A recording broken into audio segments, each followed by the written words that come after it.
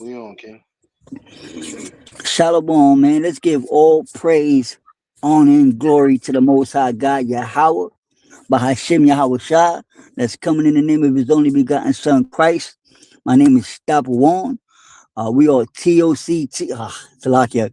We are COTC. That's the Children of the Covenant, man. I'm here with my brother Guzano. Shalom, shalom. And today we want to talk about how do you show God you love Him. So that's what we're going to be dealing with today.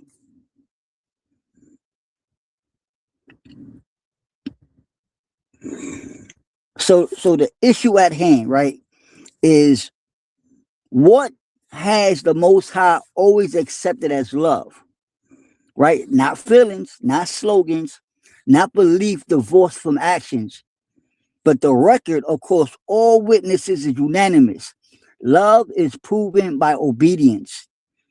So we're going to give four witnesses or four witness scriptural foundation to bring this out. And we're going to start with the Torah. Love is defined at the source. Baba Gashar, give me Deuteronomy chapter 6, verses 4 to 6. Khan. And let's remember to mute each other. To mute when we're not speaking. Deuteronomy 6, verses 4 and 6. Hear, O Israel, the Lord our God is one Lord, and thou shalt love the Lord thy God with all thine heart, and with all thy soul, and with all thy might. And these words which I command thee this day shall be in thine heart. Khan. So he says, and these words which I command thee this day shall be in thy heart.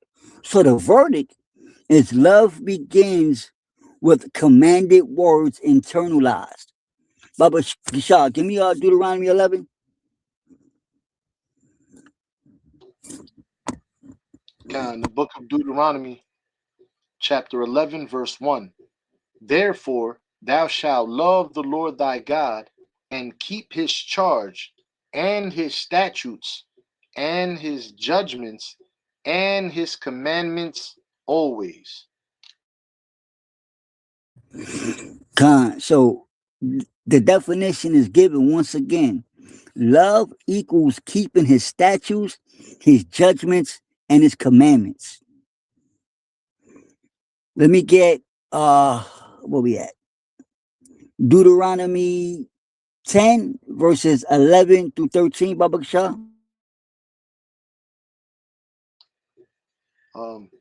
We're going over Exodus 20 and 6. Salakia, yeah, King, you right. Khan. And showing mercy unto thousands of them that love him and keep, Salakia, love me and keep my commandments. So the requirement of love is walking plus keeping.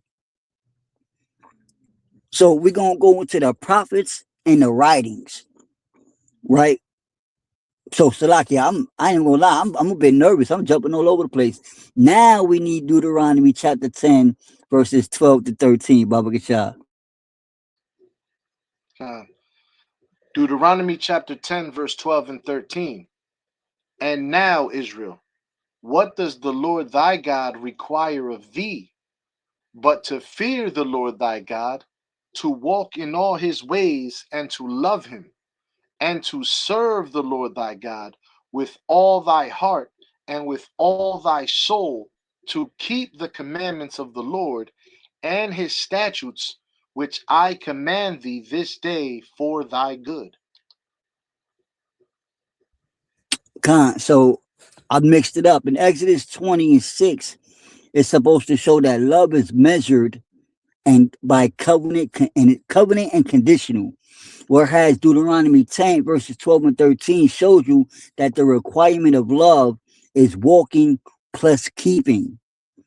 Right? So we're going to go into the prophets and the writings and see how love is tested in history. Can I get Joshua 22, verse 5, Baba Kasha? The book of Joshua, chapter 22, verse 5. But take diligent heed to do the commandment and the law which Moses, the servant of the Lord, charged you, to love the Lord your God, and to walk in all his ways, and to keep his commandments, and to cleave unto him, and to serve him with all your heart and with all your soul. Khan, you see that? It's a new generation, but it's the same definition of love, right? Can we get Psalms 119 verses 47 and 48, Baba Kasha? Khan, the book of Psalms, chapter 119, verses 47 and 48. And I will delight myself in thy commandments, which I have loved. My hands also will I lift up unto thy commandments, which I have loved, and I will meditate in thy statutes. Khan, so that love should produce delight in obedience, right? Let's move on to Jeremiah chapter 7, verses 23, Baba Kasha. The book of Jeremiah, chapter 7, verse 23.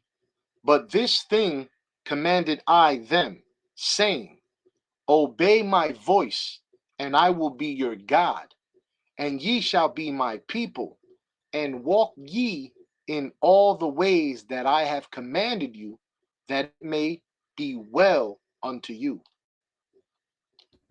Khan, so we see that the relationship is maintained by obedience. Let's keep it moving. Let's go to Isaiah 48, verses 18, Baba Shah. The book of Isaiah, chapter 48, verses 18. Oh, that thou hast hearkened to my commandments. Then had thy peace been as a river, and thy righteousness as the waves of the sea. Peace, Salaki, that's you. Salakia. Yeah, my bad. Can we let's continue with Hosea chapter 6, verse 6.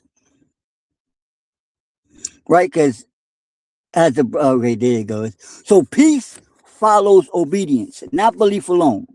Right? Peace follows obedience.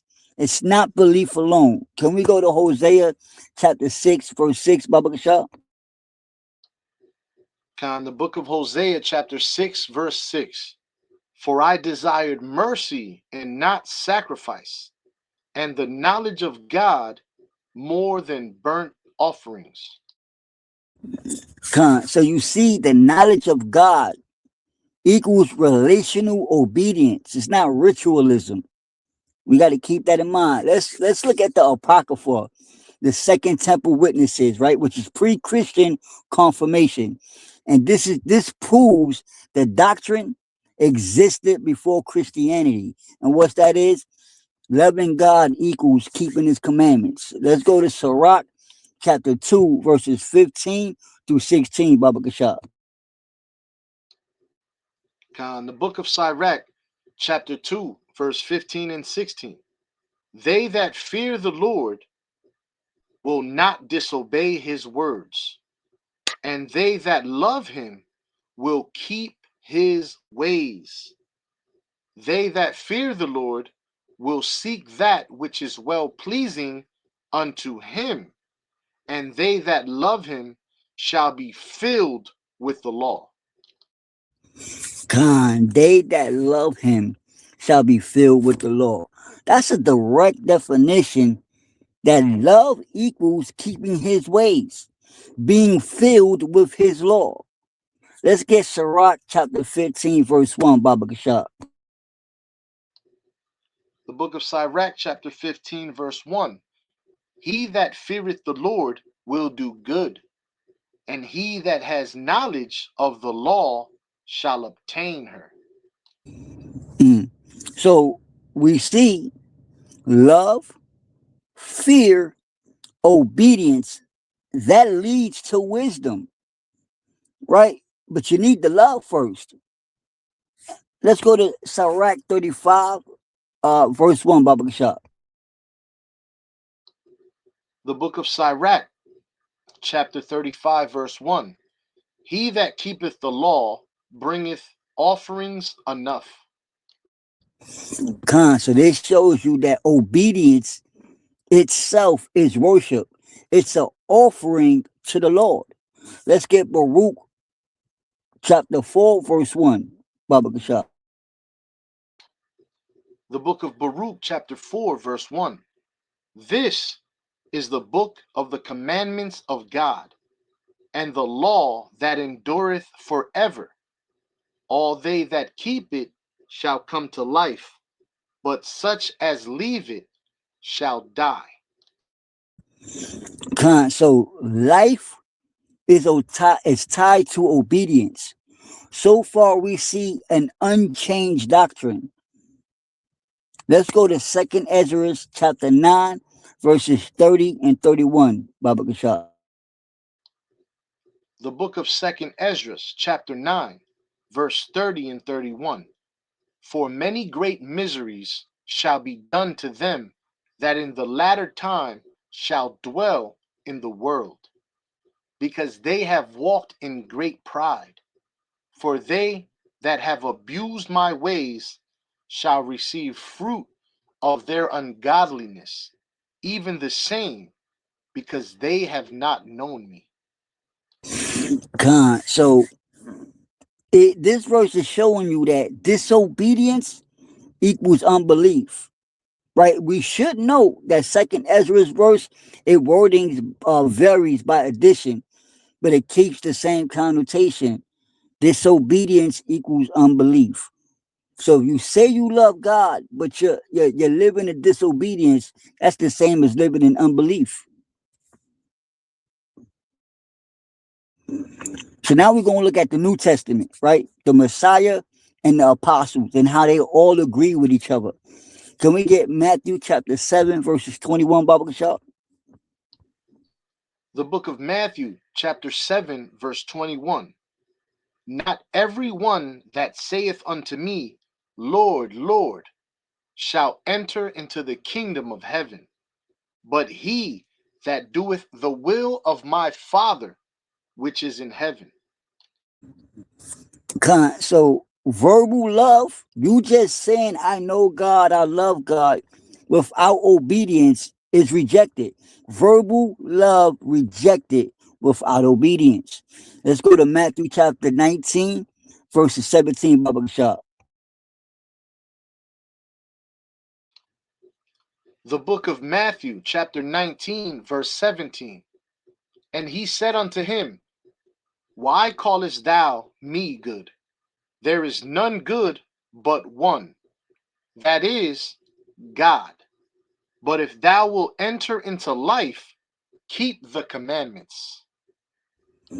Real plain and simple. There's no metaphors here. There's no parable here. He's saying if thou will enter into life, keep the commandments. It's a straight answer. Let's get John 14, verses 15, please. The book of John, chapter 14, verse 15. If ye love me, keep my commandments. So the Messiah is quoting the Torah's definition. So far, every verse that we have rung out, it's unchanging, right? Again, love equals keeping the commandments. Let's get John chapter 15, verses 10, Baba Kishab. The book of John, chapter 15, verse 10. If you keep my commandments, ye shall abide in my love, even as I have kept my Father's commandments and abide in his love.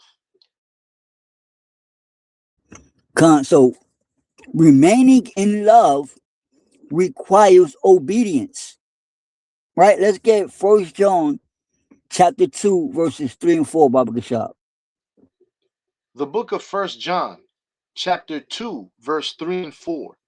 And hereby we do know that we know him, if we keep his commandments.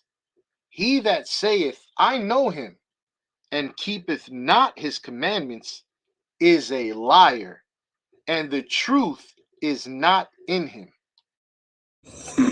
Khan. So knowledge, when you say you know God or you have knowledge of God, but you're not keeping his commandments, those claims are falsifiable.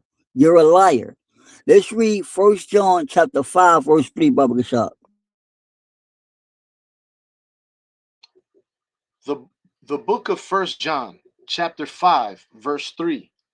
For this is the love of God, that we keep his commandments, and his commandments are not grievous.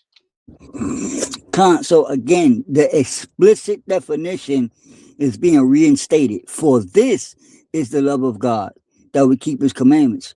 So from the Torah to now, we see that keeping God's commandments equals love. Right? Let's go to Revelation chapter 14, verses 12, Baba Kashab. Khan. The book of Revelation, chapter 22, verse 14. Blessed are they that do his commandments, that they might have right to the tree of life, and may enter in through the gates into the city. Khan. So notice this is the last book of the Bible, right? And it's saying that the patience of the saints are those who keep the commandments, right? And the faith. So this is end time saints showing that love equals keeping the commandments. End time saints, right, equals commandments and faith keeping. Right, let's go to Revelation chapter 22, verses 14, Baba Kashab.